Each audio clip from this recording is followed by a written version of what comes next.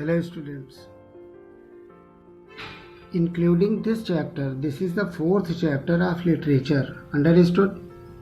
First chapter, as I told you, 4 chapters in English literature have been completed. Night Voices, One Summer Night, A Retrieved Reformation, and A Portrait of a Prince. Today I will start Portrait of a Prince once again on the demand, on the request of the students. I will explain it twice. That is these 4 chapters from English literature are being taught to you, including 2 chapters in grammar. Understood students? Articles and auxiliaries have been taught. यही आपके लिए मई तक का syllabus है. Homework इनसे आधारित in based on these chapters assignment will be given to you very soon by the college, by the school. Assignment will be given by the school. Understood? If you find any problem in assignment, you can contact. Assignment यानी homework आपको दिया जाएगा, वो जल्द ही आपको विद्यालय के द्वारा, स्कूल के द्वारा. मैं आज बच्चों ने डिमांड भेजा है, स्टूडेंट्स की डिमांड आई है, तो now I am going to start the 4th chapter. मुझे उम्मीद है, आई एक्सपेक्ट कि आपको बहुत अच्छी तरह से ये क्वेश्चन आंसर समझ में आए होंगे. द 4th वन आल्सो के आंसर्स. हेलो स्टूडेंट्स, तो once again I am going to explain. Behold the tiger's face up close. Tiger के चेहरे को ध्यान से देखो, जिसमें बहुत गहरे रंग की लाइनें बनी हुई हैं, जैसे कि किसी ने कोयले से इनके नाक के ऊपर खरोच दी हों. How clearly it defines. और वो बहुत स्पष्ट रूप से दिख रही हैं. कहने का मतलब, पहले स्टैंजा में जो 4 लाइन की है उसमें टाइगर के फेस का वर्णन है. सारी पोएम में टाइगर के क्वालिटीज़ को दिखाई गई हैं, एक एक करके. क्या उसके अंदर विशेषताएं हैं, what kind of qualities does a tiger have. In second stanza, behold the tiger ear erect. Tiger के कानों को सीधा देखे, सीधे खड़े हुए कानों को देखिए. अवेयर माने सजग होना, जो हर तरह की सांस का मतलब, ब्रीथ का मतलब सांस की आवाज़, यानी आवाज़, जो हर तरह की आवाज़ के लिए बहुत ही सजग हैं.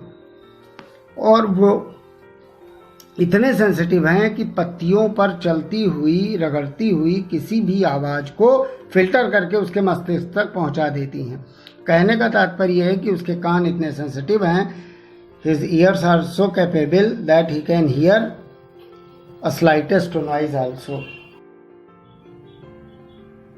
Behold the tiger's eyes that stare. Stare means टकटकी लगाकर घूरना, देखना.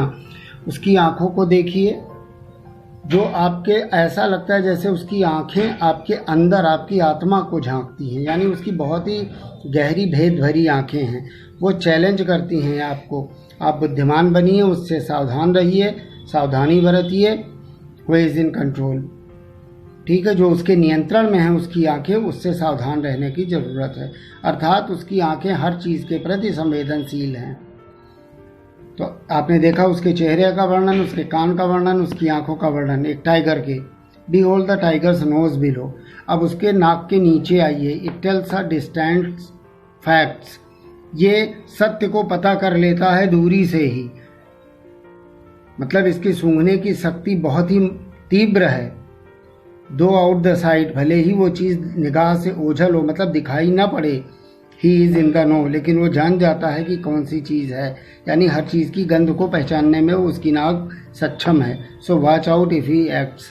इसलिए देखिए उसको कार्य, जब वो जो जैसा वो कार्य करता है उसको देखने की चीज़ है. यानी उसकी चपलता को देखने की ज़रूरत है.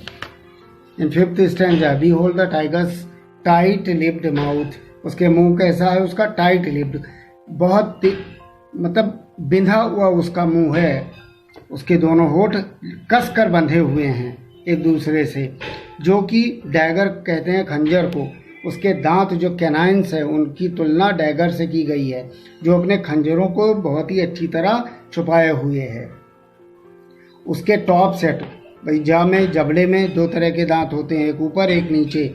तो जो ऊपर उत्तरी भाग में है ही ड्रॉप्ड सेट साउथ, उनसे कॉम्बिनेशन उसका साउथ से है। What tells that teeth could tell, उसके दांत ही उसकी भयानकता की कहानी को बताने के लिए काफ़ी हैं। इसका ये अर्थ है बच्चों, पोएम में शब्द का मतलब वही नहीं होता जो लिखा होता है, उसमें आशय होता है, उनकी मीनिंग होती है। यही कारण है कि मैं दोबारा इनको एक्सप्लेन कर रहा हूँ। Behold the tiger's neck so still, अब आप उसके गर्दन को ध्यान से देखें। And poised with regal grace, और आप पाएंगे रीगल माने शाही, शाही मतलब राजसी, राजसी शान से उसकी गर्दन अकड़ी हुई है। Portraying here the Prince will, जो उसकी इच्छा शक्ति को, एक राजा की इच्छा शक्ति को दिखाती है, भले ही वो ह्यूमन रेस मानव जाति का ना हो, यानी मानव जाति का ना होते हुए भी उसके गर्दन, उसकी अयाल, उसके बाल, उसकी गर्दनों की अकड़ उसके राजसी ठाठ को बयां करने के लिए बयान करती है, या बयां करने के लिए काफ़ी है। अब जिसके लिए मेरे पास ये रिक्वेस्ट आई है कि लास्ट 2 स्टैंजाज जरा ध्यान दीजिएगा। Behold the tiger sovereign style, sovereign कहते हैं संप्रभुता को। संप्रभुता का मतलब जो अपनी मर्जी का मालिक हो, उसके ऊपर किसी का राज ना चले, जो अपना राजा, जो अपना मालिक स्वयं हो। तो ये उसकी स्टाइल है, राजसी जिसको हम कह सकते हैं। आप उसके एक टाइगर के राजसी स्टाइल को देखिए। His sense of who he is, जैसे उसको ज्ञात है कि वो क्या है, उसकी सेंस को देखिए। हिज विकेट वेज, शिकार करने में वो हर तरह की चालबाजियां अपनाता है, उसको यहाँ विकेट वेज कहा गया है। विकेट का मतलब दुष्ट, यानी उसकी चालबाजियों का जिक्र है। चालबाजियों को देखिए, उसकी कवरिंग गाइल, उसकी छुपने की, उसकी शिकार करने की स्टाइल को देखिए, और अंत में किस तरह वो युक्तियां यूज करता है अपने शिकार करने में। और फाइनली पार्टिंग किस, विदा करने वाली, यहाँ किस का मतलब है मुंह से पकड़ना, किस तरह से वो अपने शिकार को पकड़ता है, दबोचता है, इसको देखने की ज़रूरत है। उसकी स्टाइल सॉवरेन है, राजसी है। और आखिरी 4 लाइन में, आखिरी 4 line, last 4 lines, behold the tiger's treasury, tiger के ट्रेजरी को देखिए। फ्ली फ्रॉम हिज हैंडसम, उसकी राजसी ठाट को देखिए और उससे भय खाइए। और उसके ग्रिन, ग्रिन कहते हैं खीस को, खीस का मतलब दांत निपोरना, यानी अगर वो दांत निकाल रहा है तो उसको देखकर आप तुरंत फ्ली माने भाग खड़े होइए। इसका ये मतलब नहीं है कि वो बड़े अच्छे मूड में है। दांत दिखाने का मतलब उसकी कोई दूसरी चाल हो सकती है, शिकार करने की उसकी ये स्टाइल है। फॉरेन रेस, क्यों आप फ्री कर लीजिए, क्यों आप भाग खड़े होइए, क्योंकि दौड़ में मैं जहाँ तक समझता हूँ कि टाइगर हमेशा जीतेगा, यानी आप अगर उसने पीछा किया तो आप उससे बच नहीं सकते हैं। अर्थात the qualities of tiger have been described in this poem, and you have to read out all the poem and find out the explanation of this poem. The questions, I think